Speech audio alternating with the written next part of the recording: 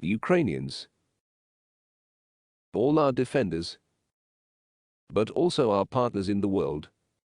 Today my appeal is broader than usual, and this address is dedicated to the subject on which we will work together in the near future, namely, compensation for all the losses that Russia has inflicted on Ukraine through its aggression. Please take a look at how this day has passed. A missile strike of the Russian army at the Kharkiv region. In the town of Lazova, the occupiers destroyed a house of culture. Of course, Russia has already done everything possible to ensure that there is no place left for culture on its territory. But what does our Kharkiv region have to do with it? Let them undermine what is left of their houses of culture in Russia if they want to. The invaders also hit the Odessa region, Poltava region, Zhytomyr region. Attempts to attack Donbas continue. They completely ruined Rubizh, Volnovakha, just as Mariupol. They are trying to do the same with Severodonetsk and many other cities. They do everything to erode any normal life in the Kherson region, in those areas of the Zaporizhzhia region where they entered. All this and much more that the Russian army has done since February 24 and since 2014 needs a fair response. First of all, liberation. We must fight until we clear our land of the occupiers and guarantee Ukraine's security. Secondly, it is the prosecution of all Russian war criminals in the Ukrainian courts, in the International Tribunal, and just on the battlefield while the war continues. But thirdly, we are working to ensure that Russia compensates in one way or another for everything it has destroyed in Ukraine. Every burned house, every ruined school, ruined hospital, each blown-up house of culture and infrastructure facility, every destroyed enterprise, every shut-down business, every revenue lost by people, enterprises, communities and the state.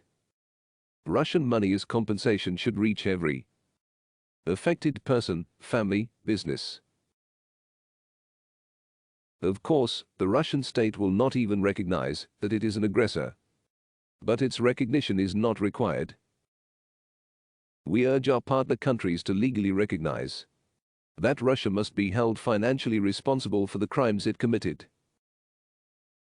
This is important not only in the context of this war waged by Russia, but also in the context of any other aggressive actions, whether by Russia or any other potential aggressor. Evil must get a retribution and know that it will be punished. Therefore, we invite the partner countries to sign a multilateral agreement and create a mechanism through which each and everyone who has suffered from Russia's actions will be able to receive compensation for all losses. Under such an agreement, Russian funds and property under the jurisdiction of partner countries must be seized or frozen, and then confiscated and directed to a specially created fund, from which all victims of Russian aggression can receive appropriate compensation. That would be fair. And Russia will feel the true weight of every missile, every bomb, every projectile it has fired at us. We invite our partners to become the founders of such a fund, as well as members of a special international commission that will consider lawsuits, i.e. appeals, from both individuals and legal entities. It is clear that this task will not be easy. But in fact, the debate has begun about the need for such compensation at the cost of Russian assets.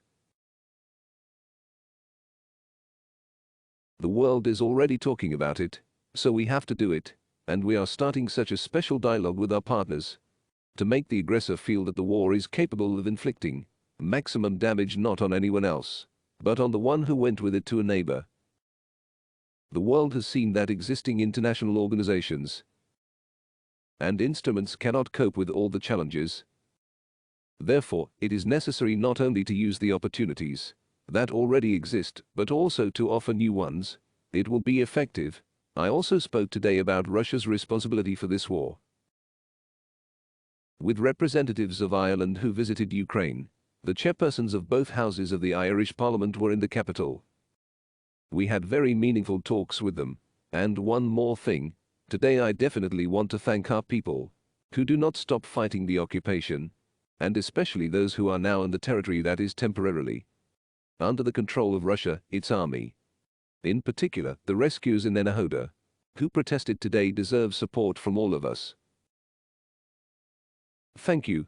Each and every one must show that the occupiers have no right to decide anything on our land. This is an important component of our victory. Another decree on awarding our defenders was signed today. 202 servicemen of the armed forces of Ukraine were awarded state awards. In total, during the full-scale war, more than 14,000 of our defenders have already been awarded for bravery and efficiency in defending the country and helping our people. Eternal glory to all who stood up for the state. Eternal memory to everyone who gave life for Ukraine. Glory to Ukraine. And definitely the last one. Today is 3 years since I became President of Ukraine. Thank you for your trust. I am proud to be the President. Love you. I will not let you down. Glory to Ukraine.